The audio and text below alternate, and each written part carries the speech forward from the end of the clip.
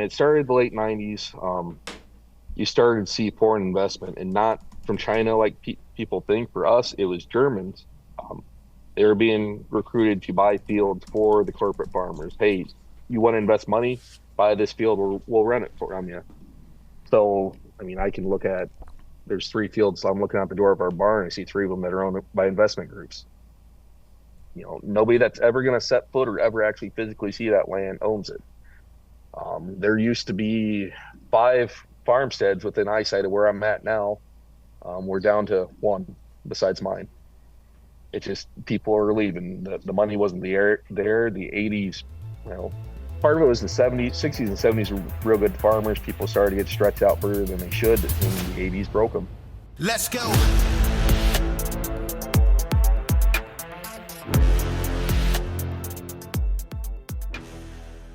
Welcome to Citizen. Got a special guest today, David O'Brien. I think you've been watching our shows for some time now. Years, many years. Yep, between here and DB, I've been kind of around you guys a long time. How long? I'm trying to think. As far as DB, I probably started listening to that around the 30s. I mean, I contributed to the Range 15 fundraising when that first kicked off. So kind of found you guys through the Matt Best stuff. Oh yeah. So before we get deep into this stuff, what do you do? So as far as my normal day-to-day work job, I'm an industrial engineer right now for a company here, and also we farm on the side. So I'm a fourth generation farmer here, local. I'm actually fourth generation on the farm I'm on right now. And that's is it sustenance farming, or you guys selling stuff? Nope, just selling. So currently just corn and soybeans, because there's really not a marketplace for anything else around here in Iowa. That's kind of been the big detrimental thing to farmers. But originally, when Grandpa first started going here, it was a dairy farm as well. He got out of that in the 80s. Raised hogs through the early 2000s, open lot hogs, never got into confinement. I'm not sure what that means. What do you mean?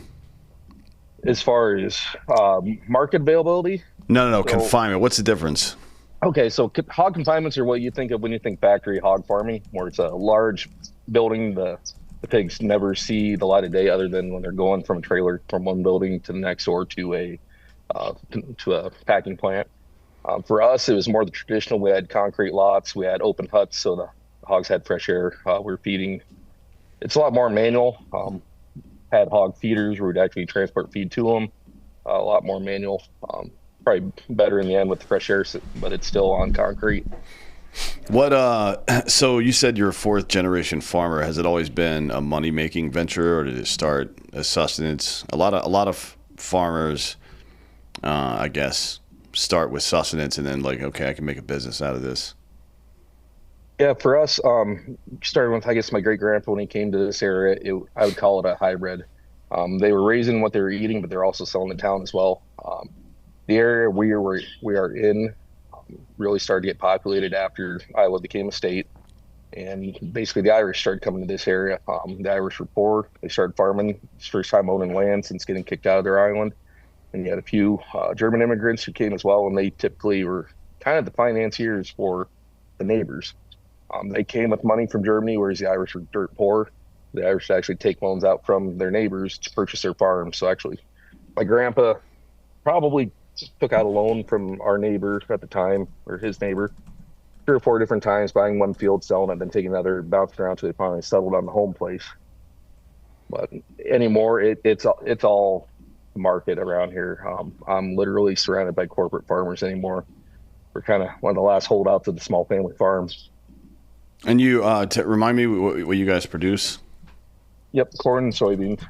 It's unfortunately there really isn't a market for anything else here. You're kind of locked into it. You could try. There are a couple of vegetable farmers around, small scale, doing 10 acres or so. They're selling to more like the organic markets, but beyond that, you're pretty much stuck doing the major grains. Why do you think that is? To be honest, is it like the ability to transport the food from one place to another, or is it just there's no market locally? I mean, it seems like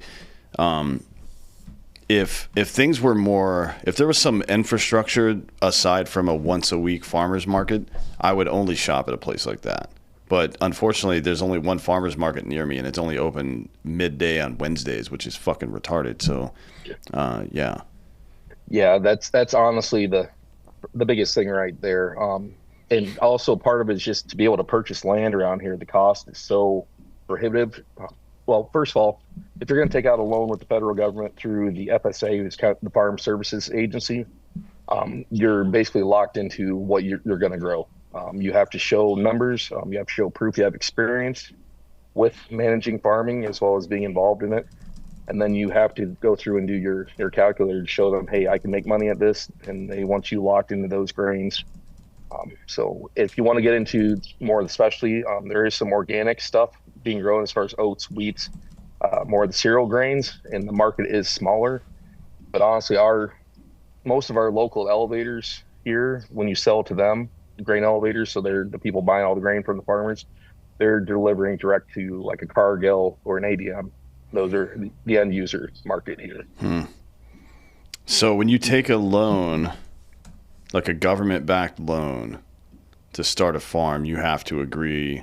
Well, I mean, so do you literally have to agree to farm and sell what they're telling you to, or you just have to? It's the result of having to show that you're going to be able to make money off of it.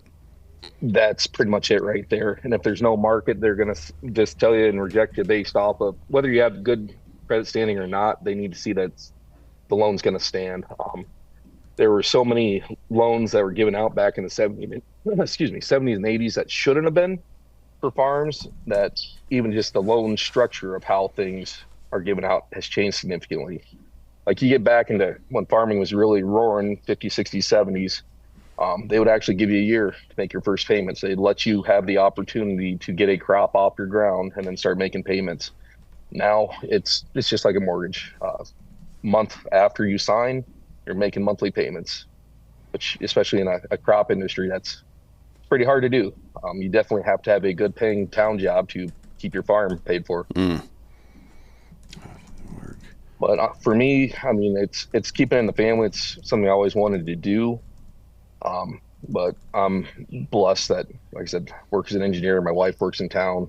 Even with the 5 kids, we can make it work, that we can keep the farm going and hopefully hand it off to the next. Yeah. What do you do on the engineering side? You said you're an industrial engineer. Yep. So I've kind of floated from company to company. Sometimes they call us manufacturing engineers, process, continuous improvement, but it's day-to-day support. Can't really get too specific on what it is, other than it's a big company here in Iowa that deals with government stuff. But it's daily support of the actual assembly lines, as well as trying to drive efficiency, bring more safety ergonomics. We're obviously bringing more automation into the process as we go, and also giving feedback to design engineers how to make their product better. Yeah. That's cool. So if you had the ability to I guess, to change any of the stuff that going on around these family farms, what would you change about it, like policy wise? Honestly, the first thing would be the death tax. So, inheritance tax. Mm-hmm. That is a real big part of the problem with being able to hand off the farms, besides generational lack of interest in continuing it. When you hand your farm off to the next generation, they're paying 40-50% on the value of the farm at the time of your death. What? So you have to rebuy the farm.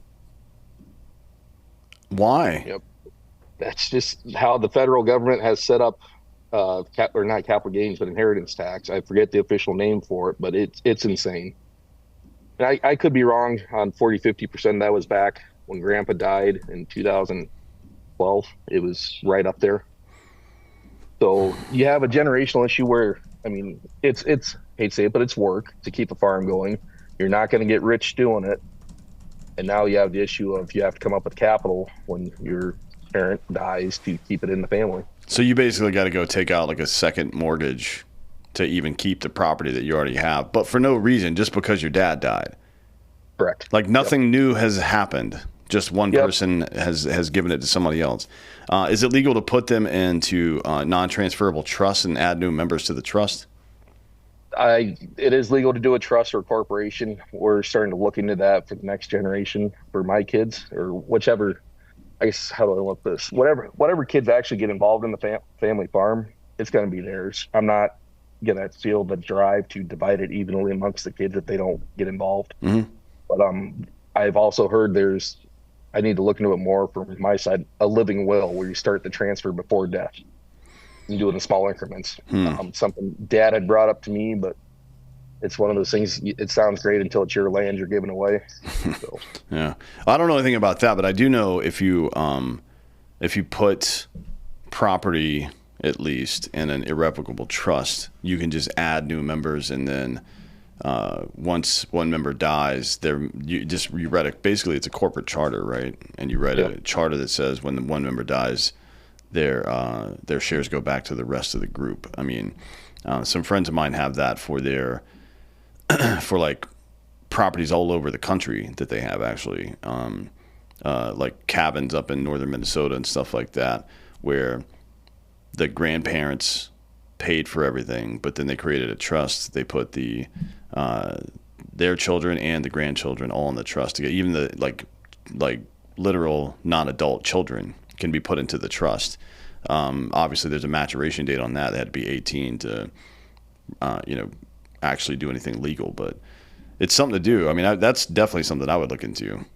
Yeah, we're in the process. We actually just closed on buying a section of this field with our house from my uncle on St. Patrick's Day. So we're kind of fresh into figuring that out. And I'm sure a lot of the issues with it getting to the point of a death tax is traditional farmers like to pay things off and then just hold on to them. And I don't know what it is. It's that internal drive that I worked my whole life for this. They don't want to see it given away while they're alive, even though they're not. It's a mindset, which probably contributes to the suicide rate amongst family farmers as well. But yeah, that's not great. So this is the same to me as as property tax in general. Obviously, they're a bit different, but I see them kind of as one of the same because it's just the government shaking you down. It's the sheriff of Nottingham showing up to your house and saying, hey, you owe the crown money. And you're like, for fucking what? You know what I mean? Yep. For what exactly? Oh, the roads. Okay, well, those roads have been here for a while, and they look like shit. Oh, defense. Well, I mean, even in modern America, defense, you mean invading random countries and then letting 20 million illegal immigrants into my country? I like, if you're going to come to me with a bill for taxes, you need to show me a fucking invoice with the services rendered, bitch, because right now you provide literally nothing. Like, the U.S. government provides nothing of substance to us except for just simply existing. yeah, I agree with you fully on that. And like I said, I think a lot of it is farmers don't. Sometimes things like that feel shady, even though you're playing by the rules and you're getting ahead. And there's that sense of pride of I'm going to do things cleanly. I think is kind of how the generation before you and I and before them would think that, say, a brother's got a cell field, can't keep it up. You'd see family not buy it because it wouldn't look right. Whereas the corporate farmers that are evolving out of some of the family farms are willing to play that game, or they're playing the long term plan of, as you should. It's a business. You keep building the business. You're going to hand off debt. That happens. If you have a loan, if you're expanding for the right reasons. Whereas a traditional farmer wants to have no debt. They want to hand off no issues. Which is completely different. I mean, like Grandpa back in the 80s when things are going real sour, could have bought 2 or 3 fields around him. Instead, he chose to pay off the farm. To him, that was the right thing to do, be 100% paid off. Hey, I did this. That's what I succeeded in. Well, maybe, it's like, certainly we got to bring these stupid ass taxes down, but it also might help for the farming council or whomever it is to start teaching people how to actually run their farm like a business, and not just as like something that was passed down from the last generation. I think that would be pretty useful, to be honest, because there are a lot of ways, like the one we were just talking about, by the way, putting the property in an S corp or a trust or something like that, and having like at that point, before taxes incurred. Let's say your grandfather is older, he's gonna die, he dies. You could do what he didn't do. You could immediately go take out a loan and buy those other properties around you, consider that a loss for the year, and completely wipe out that estate tax, and then you've actually grown your business. There's a lot of ways to handle this. Again, the best way is for the government to fuck off. But if we have to play by these rules, that's the difference between success and failure sometimes is knowing how to play that particular game. Yep. And I agree. I know people hear about farm payouts all the time, which they exist. You don't know what they are, but it's interesting to sign up for the programs where there could potentially randomly be a small check to you. You have to buy crop insurance, which it's a good idea to do that anyway. Put a guarantee, like in my case, I've got a 85% coverage of a crop loss, 100% crop loss based off of yield and market price. But they definitely string the things together. It's no different than, building a commercial property. You don't know the rules, and they aren't going to tell you the rules till you stumble across the rules and have to figure out how to beat them. Yeah, just like your fucking tax bill. It's like, oh, you owe us some money. Well, how much? I don't know, but if you get it wrong, we're going to come put you in jail. I'm like, oh, sweet, thanks, dude. Well, it's almost like, hey, we do know, but screw you. You got to get it right, or we're coming. Yeah. So for just some quick notes on the estate tax. For these middle-sized farms, right? So factory farms are going to be worth hundreds of millions of dollars. So we're not talking about them necessarily because they corporatized and are able to offset their tax liability. But let's say you own a middle-sized farm, and a middle-sized farm is somewhere from like 15 million in value to like, I don't know, 80 million in value. I think that's what's technically considered mid-sized farming. The property value, the equipment, the net revenue for the year expected over 5 years, all this stuff goes into a valuation of the property, right?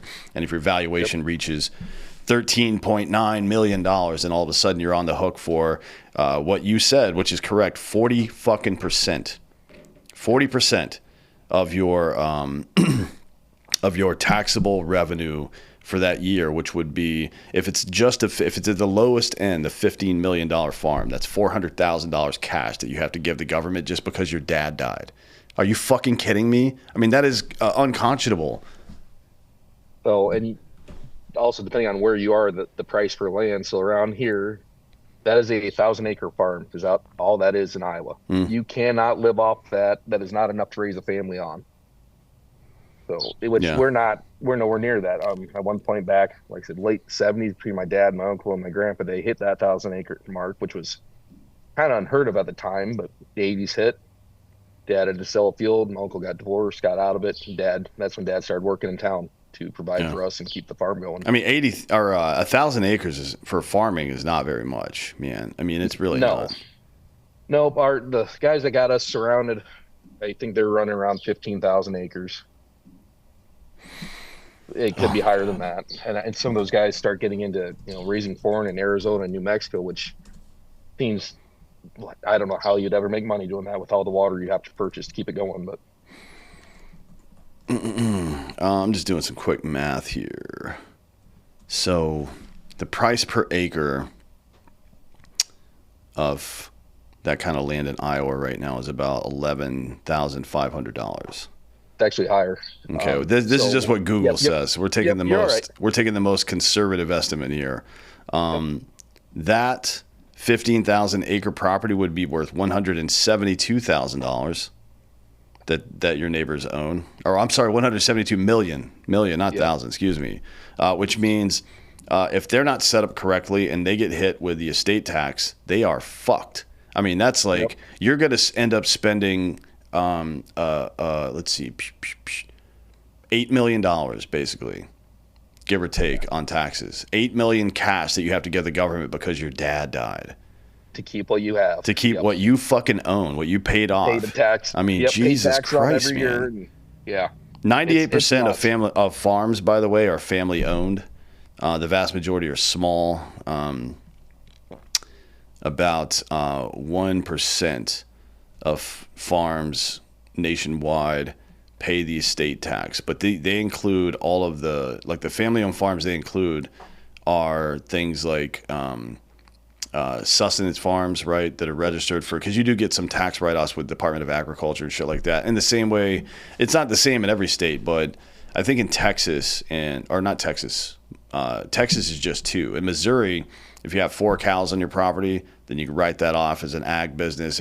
Even if you don't sell them, right? If you have 2 cows in Texas, you can write it off as an ag thing.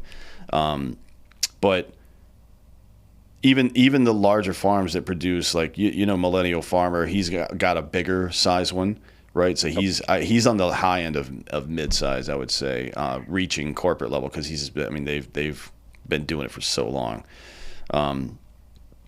But it's this all seems kind of designed to box smaller people out of the market, and even if it's not designed that way, we should do whatever we can to keep smaller businesses involved in things, right? It's always better for the economy for that. Yeah, and it's better for honestly, to sound like a hippie, it's better for the earth. I mean, we care about the land. We're trying our best. We're a minimal till, so we don't plow. Every third year, we do some tillage work just to get the old dead plant material buried. But we care more about it because we actually want to hand it off. We're trying the best we can. But, yeah, there's this is something I think I talked about this with someone who does what do you call it? Kind of homestead farming, I guess, back in the day. But something people don't really understand about what you just said. So a corporate farm is going to till the earth after every harvest, right? Because it's just quicker. It's quicker to do it that way, to be honest. But you destroy all this mycelium that's under the surface. I mean, it looks like neurons in a brain. If you can cut out a segment of it and look at it, it looks like neurons in a brain. And that is how nutrients and water travel through the earth. It doesn't just seep straight down. It travels sideways. It's why tree roots grow out like that, right?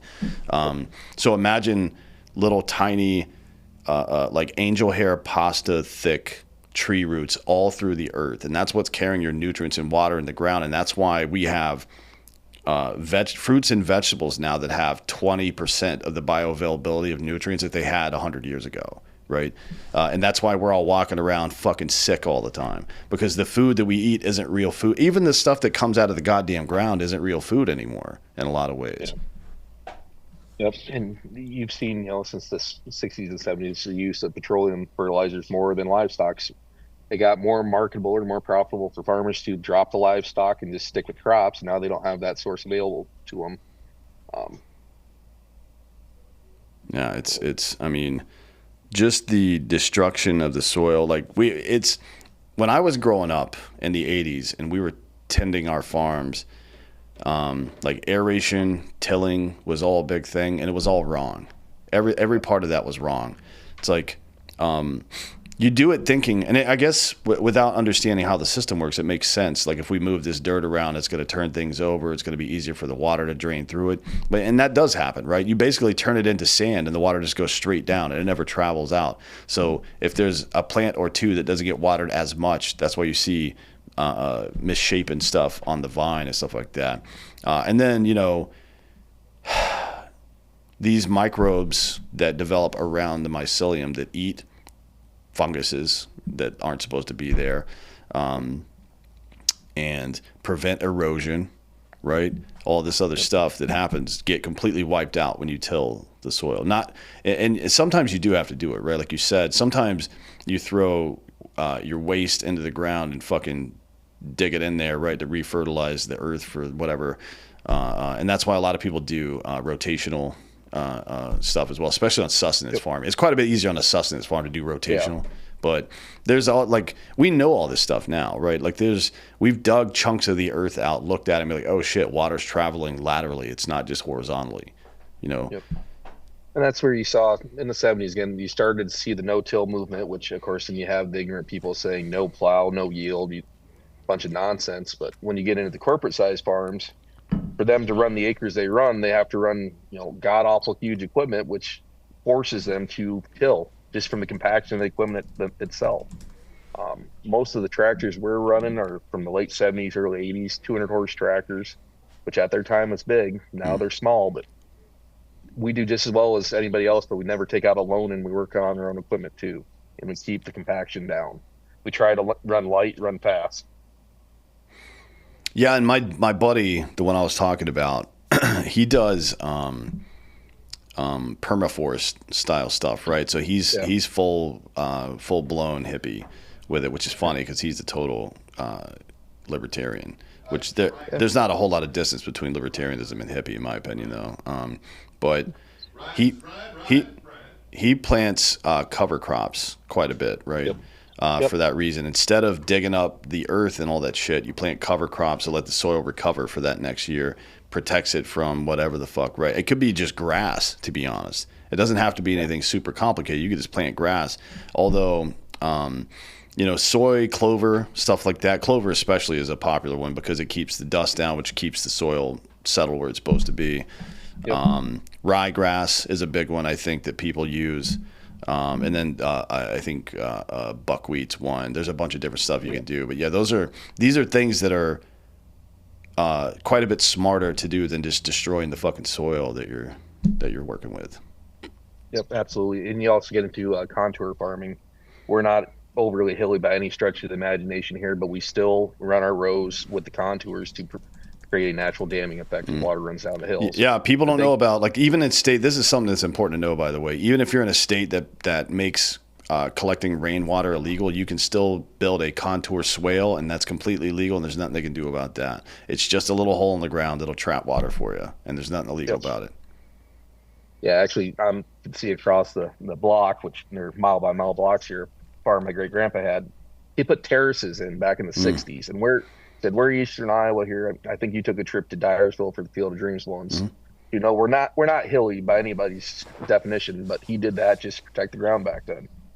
Yeah, and there's I've seen some pretty interesting structures on farms. I mean, I would love to see. To be honest, I think Thomas Massie should just quit Congress and go build farming equipment because the stuff, like, he's got contour swales on his place. He's using a lot of the. It's funny, from an MIT graduate student or graduate that he's using, like, these ancient techniques, like burying tomatoes in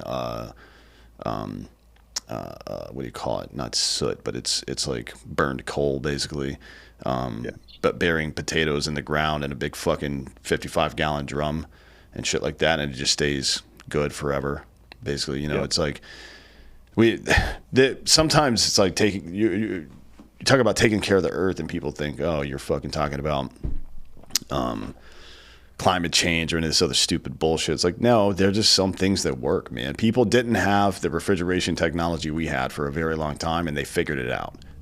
Yeah, it's kind of conservationist has got a really tainted, evil name to it because people think hippie. Yeah. It's no, I want this to be like this for people forever, so they can continue to do what I'm doing and have it there for them. Well, if a hippie starts talking about politics, I'm like, or showering or something like that, I'm like, just relax, dude. Don't talk to me. But if they're talking about getting the most out of the earth, that's kind of the guy to talk to, isn't it? Yeah. Yep. Exactly. The goal, right? It depends on what their goal is. If their goal is just to look at people as a plague and try to just, I don't know, starve themselves on grass for the rest of their lives, or if they're looking at it, okay, this is an ecosystem. It is renewable. If you treat your farm right, it is a renewable resource. How do you keep it going and still get what you need off it? Well, I mean, do you guys on yours, do you grow any of your own food as well? Because I know a lot of mid-size, like, soy and corn farms grow their own food too. We're just getting to the point now where my kids are getting old enough to help. My wife teaches full-time. She's an art teacher. So the combination of having them all home at summer, that's kind of the goal this summer, is that they need to not just, people like to put things in the ground and then walk away, and they're surprised when it doesn't turn out how they think it's going to turn out. So have the plan of what they're going to grow, and then also at the same time, okay, once you yield it, once you harvest it, what's our plan to make this last through the winter?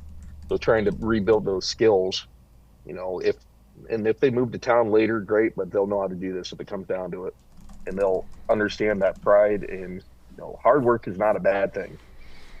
Yeah, it's nice to have that, especially when with food. I think food is one of the ones that's super important, to be honest, because just it's one of the easiest ways to show the direct line between effort and outcome, right? You know what I mean? Like assign each kid a section of the crop and be like, hey, whoever takes care of the best is going to get the best result, probably, right? I mean, not that you want your kids competing with each other necessarily, but a little competition's good. They kind of do on their own anyway. You can definitely tell the difference in different kids. Some have that timid attitude, and others have that screw you, I'm going to do better than you, just prove I can attitude. But yeah, we've been raising chickens on our own before. That was cool. We're working on getting into meat birds as well as just eggs. But we've talked about getting into cattle once things are a little more comfortable after buying the farm. Start doing, to your point, besides just rotating crops, possibly rotating livestock into the mix of, okay, we're going to set aside 5 or 10 acres. We're going to seed it once soybeans come out, because they come out early. Should be grass by the next year. Have fence ready to rock and just keep rolling on it. Try to build off it. Yeah, you guys. What kind of animals are you looking at? Just meat chickens, or are you going to go lamb and such? Actually, I was thinking about getting into meat goats. There is a surprisingly high market for those here in eastern Iowa. Just the number of immigrants that have come into Cedar Rapids or Iowa City to work the factories. So meat goats are actually pretty profitable. We're considering that. The meat chickens would probably be just for us. Like I said, we got 5 kids, and the oldest is just hitting 7th grade, so they eat a lot. Mm-hmm. But yeah, those are you don't want to get into the fucking industrial meat chicken business. No, we don't want to do that. We're not. I don't want to get into milking. It's milking any animals, because we're already busy, and unfortunately, I mean, if you get into dairy or goat dairy, it's a great place, but that is your life. You do not get away. Yeah, you're there twice a day, 3 times a day. Yeah, it's and the chicken thing. One, the margins are super slim on them, so you got to do huge numbers to make any money off of it, or even to sustain the farm in general. But also, it stinks so bad. Yes. Jesus Christ, my uncle had it. Worse. Yeah, my uncle had. My great uncle had in Elberton, Georgia, a massive. I think they had like I don't even know. I think it was like 150,000 chickens at any given time, and 3 different big buildings. And man, that whole fucking place smelled terrible. Yeah, hogs are tolerable smell. It's weird to say. Cattle crap doesn't smell bad. It's weird to think and weird to say, but it's got that sweet smell. If you're around it, you're like, okay, I can tolerate this. That's not a bad thing.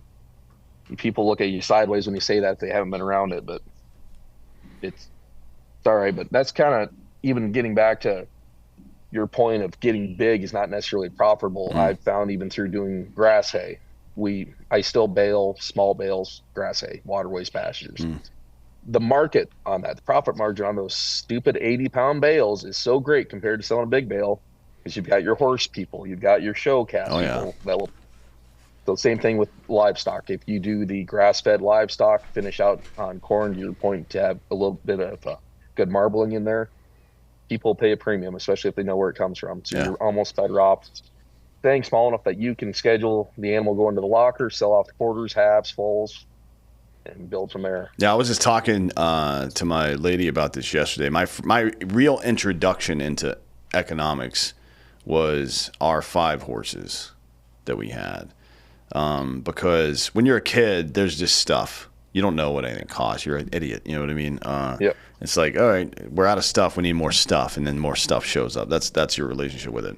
But then when we had, a couple horses, it's like, we're in charge of feeding them and all that shit. And like, hey, I need X, Y, and Z to feed this horse. And it's like, okay, well, this costs this, and this. I'm like, oh my God, for like alfalfa and hay and sweet feed and all that bullshit that you have to give them. It's like, started to understand that there's like what real economics is, like the cost of things and such. It's super expensive. It's nonsense. And you get down to Texas, those horses will survive off scruff. But you get up here where grass is green, people are convinced the animals need to have top premium stuff, which, hey, they want to pay up the nose for it. I'm happy to sell it. Yeah. Do you guys hay your own fields, or do you pay somebody to do it? No, I do it all. So I do all the cutting, raking, baling. Dad will drive tractor, and I'm stacking on the hay rack. That's actually a pretty fun day. In my Yeah, there's two things. There's two types of manual labor that I will always say yes to because they're just, I don't know why, I just zone out and have fun. Baling hay is one of them, and then log splitting is the other one. I'll cut down trees and split logs all fucking day. yeah, and it's crazy. The hay, it's heavy, but I'd rather do that than straw all day. Straw is pokey as hell. Yeah. Well, I don't want to wear thick ass leather gloves all day, to be honest, because it's gross. Your hands sweat. You can just pick hay up and chuck it. It's heavier for sure, but who cares? Yeah, yep. And I'm one of those nuts. I'm out there in shorts and no sleeves baling hay because I'd rather be a little bit cooler than deal with being a little bit cleaner. So, are you familiar with the term snake bale, or you never got to experience that? No, I didn't do any of that. Okay, so yeah, snake bale is just a term when you're picking up hay, and what do you know? You got a bull snake coming out of that bale as you're pulling it off the hay baler, throwing it on the rack. We didn't make those. We just made the smaller bales, so you don't get it as much in that. When you're making those big cylindrical bales, are good. Oh, I'm talking the small. I'm talking the 80-pound bales. Yeah, we've really? never got in. Yeah, so and you don't see as many snakes, which I'm sure there's probably reasons for that around, but yeah, they like to bathe in the sun and they get in the windrow grass out there in the waterway or the pasture, and they get picked up by the baler and go for a ride. Well, most of the snakes in Texas are where grass doesn't grow, luckily, yeah. Right? Yep. They're cruising around in the brush and shit like that, which is fine because we actually have it really nice here in Texas compared to everywhere else because cows are rooming it with 4 chambers so they can eat whatever and it's not going to make them gamey. But we have a huge axis deer population. So as far as wild game goes, axis also rooming it with 4 chambers. So whereas blacktail, whitetail, etc. can't, that's why they taste gamey. They can't because they don't give a fuck. They're still gonna eat it, but they'll chew it all the way down to the nub. They don't give a fuck. They'll eat the trees. They don't care, right? Yeah. The mule and whitetail can't process that stuff, so it just leaches into their meat, and that's why it gets that gamey flavor. Axis deer here in Texas, especially West Texas, even though there's barely anything to eat out there, is delicious. Like no game. Yeah, Axis were an introduction species, right? Did they come from Africa originally, or where were they out of? I think they were from Southeast Asia, like Vietnam or some shit. I don't remember. I have to look that up. I guess that makes sense with the size. Yeah. Yeah, they are huge. I mean, Sri Lanka, India, Nepal originally back in the 1930s. But yeah, I shot one, I don't know, 18 months ago that was like 285 pounds. And the guy's like, oh, that's a nice, that's one of our medium-sized ones. I'm like, what the fuck did you just say to me? That put our corn-fed whitetail to shame here, and I'm told ours are pretty big compared to the other states. Yeah, the whitetail on the East Coast are small. Midwest, they start to get, like Iowa, Wisconsin, they get bigger up, quite a bit bigger up there. Pennsylvania too, I guess, on the western side of Pennsylvania. You guys do a lot of hunting? Mostly me shooting. We didn't grow up hunting. Dad didn't hunt. Never had time. There's a lot of it around us. I still want to get out to Montana. See, we've got a family friend who's retired judge out there. I need to go elk hunt with him while he still can.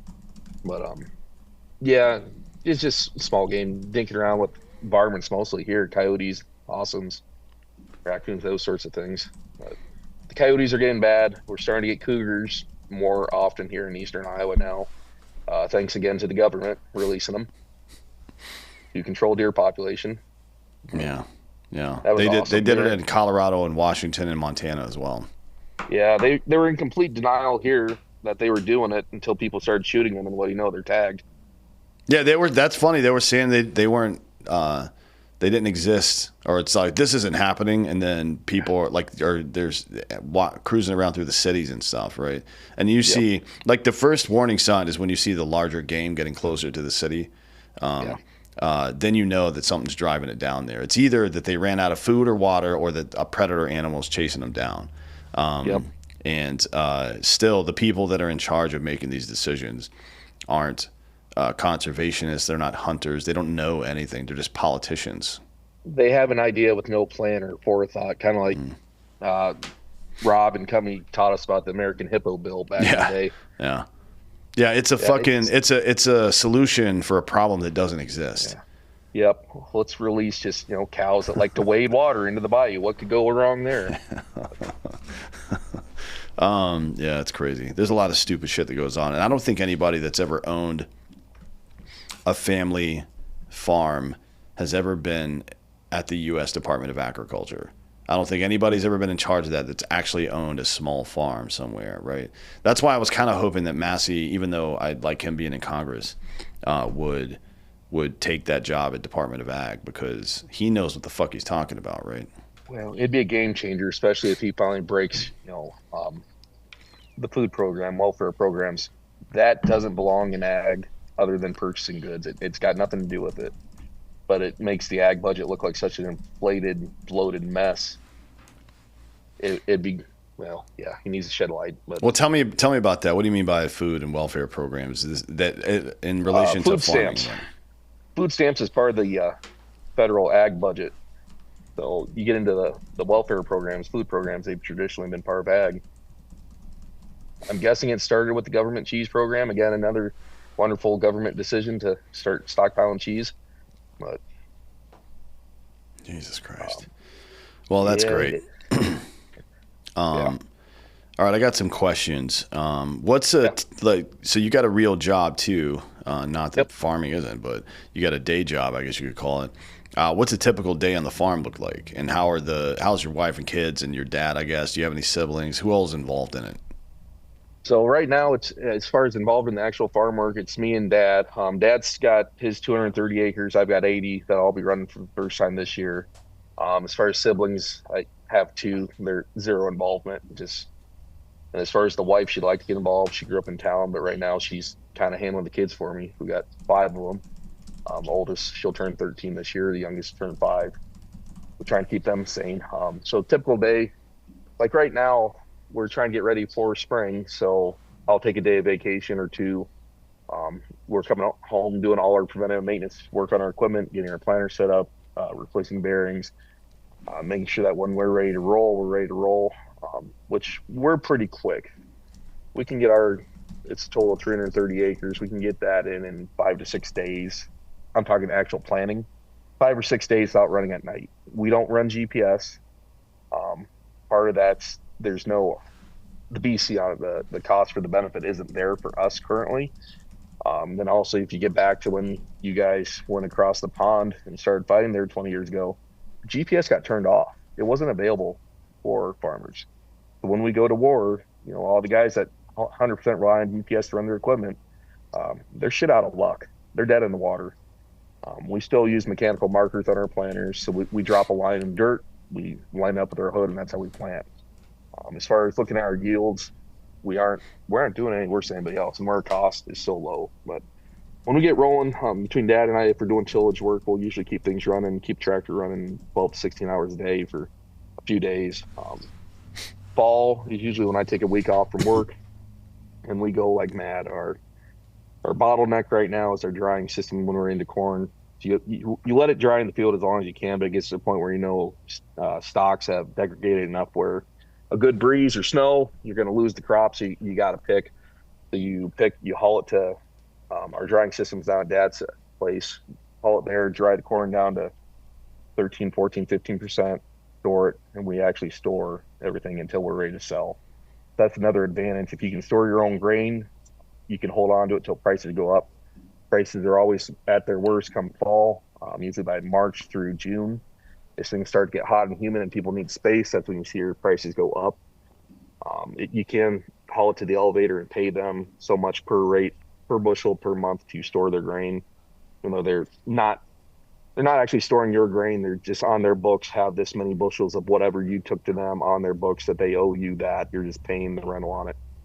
You sell it, but yeah, it's kind of basically Dad and I. My oldest uncle, who I bought the farm from, he'll still come back out. He still works in ag on the equipment side, so he likes to come back out, help out. A couple of the other uncles will make the day trip back out and help for a day just to get that experience again because they miss it. But Yeah, you said so. You mentioned you don't use GPS. Well, I got two questions about that. One, are you using any kind of tech like AI or anything And then are you explain what the use case for GPS is? I mean, I know what it is. I just want to like for just like fertilizing earlier in the season and then coming back and planting right on top of it, right, to get the most out of it. That's Yep. one case. So you've got GPS that's guiding your equipment. So if you want to drop a row, if say you're going to do, I can't think of the term, contour tillage or slot tillage, where you're literally just tilling a slot big enough for what you're going to plant. It is useful for you. You can run your GPS. It's going to drop the coulters right where they need to be. When the planter comes back through, the planter should hit those if you set things up correctly. Also, when you get into like here, we have a lot of waterways, or most of us do, where you intentionally plant grass in a slot, 30-foot wide, 45-foot wide slot. It's just going to be grass, but it's a place to contain the water to cut down on erosion. And when you get into these newer equipment, you can have automatic shutoffs. So whether it's the planter, your sprayer, your fertilizer applicator, with the GPS, it can automatically shut off individual row units. So a single unit, so it doesn't double up or it doesn't go into that waterway. And it's cost savings on that. And if you run enough acres, you're going to save money doing that. But the equipment is extraordinarily expensive. Most of these big guys don't even own their equipment. They lease it anymore. They're just continuously writing that off, getting new equipment every 3 years and running a lease. Whereas everything we have, we only pay cash for, we maintain. So there's definitely advantages, but for the kind of acres we're running, it makes no sense to do it. Yeah. We used to do all that stuff with wooden stakes and string, to be honest. I mean, when you're doing a vegetable or a garden. Yeah. But even like my grandparents had two very large sized gardens. And both, I remember in the summer times helping them set it all up, stake everything out. And I'm like, at the time I had no idea why any of this was happening. Right. But running a line this way and running a line this way makes a grid. And then you know exactly where to put your plant. Like you just push fertilizer into the soil and you come back a couple months later and put the plant right down on top of it. Now there is some pretty Millennial Farmer uses it. It's part of their they have a giant ass machine that literally does it. They just drive down the rows and it puts fertilizer in, and then GPS knows exactly where it is. 6 months later, they come back and put the plant in. That's pretty serious. I mean, that's something that we should probably be using because why not? Yeah. So our ways, even back in 1910s and 20s, where you'd see somebody riding behind a horse on a planter. They push an arm over it and it looks like a disc or a platter in the dirt, leaving a line, offsets that the next time you come around, that's dead center to your equipment. Ours is slightly newer. We use hydraulics, so nothing new by any means, but it works. And GPS is only as good as the guy that sets it up, like most things software, computer related. We've got a neighbor that every year for 3 years in a row, when they're doing tillage work, they would take out one of these utility poles with their equipment every year. Well, they just never adjusted their plat. Every year they take one out, power goes down to the neighborhood, and they have to call them in to fix it. It's a good thing used by the right people in the right application, but until you get to a certain threshold of acres, it just doesn't financially make sense. Yeah. I mean, you would think that stuff is getting cheaper, but you get into like some of the retrofit kits for tractors like we're running. It's $2,000 or $3,000, and it's one of those things. Talking with Dad, which he works factory maintenance. He's been around tech. He doesn't want tech, and now he's always said there isn't use for him. And about a month ago, you should really look into that. It's like, all right, yep, thanks. Yeah. I'll do that.